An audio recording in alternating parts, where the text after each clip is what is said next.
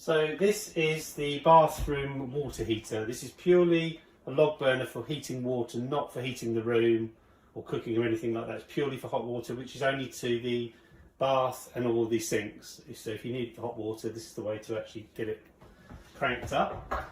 So also make sure you don't hang anything over any of the fire guards or anywhere near it, because it gets extremely hot, the pipes and everything. So definitely watch out with young kids, they don't touch anything. Best way to light it is we get 4 of these briquettes with a fire starter in between them. Light the starter.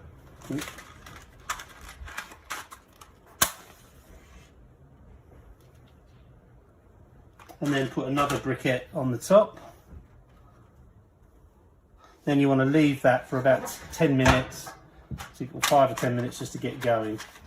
This vent can stay open always because it allows an air flow through a drawer of air.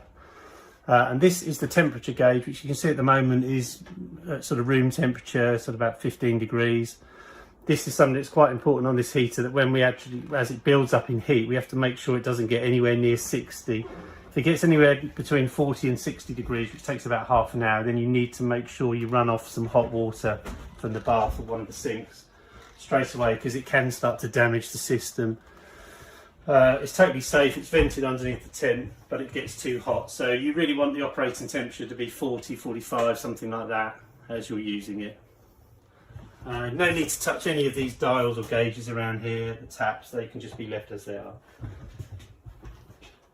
Okay, so now the briquettes are established, we can add a couple of logs. So just get a couple of logs into here. In fact, one to start with is enough if it's a decent sized one.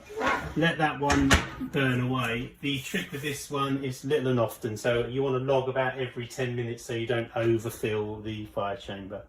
It's quite a small one. So you can see we've also provided an extra fire guard, just for extra bit of safety to keep everything away, but make sure again you don't hang any wet towels or any clothing on this. When you've finished using the hot water and you don't need any more, keep an eye on the temperature gauge still. Same thing applies. If it's up anywhere near 50, you need to start running hot water off.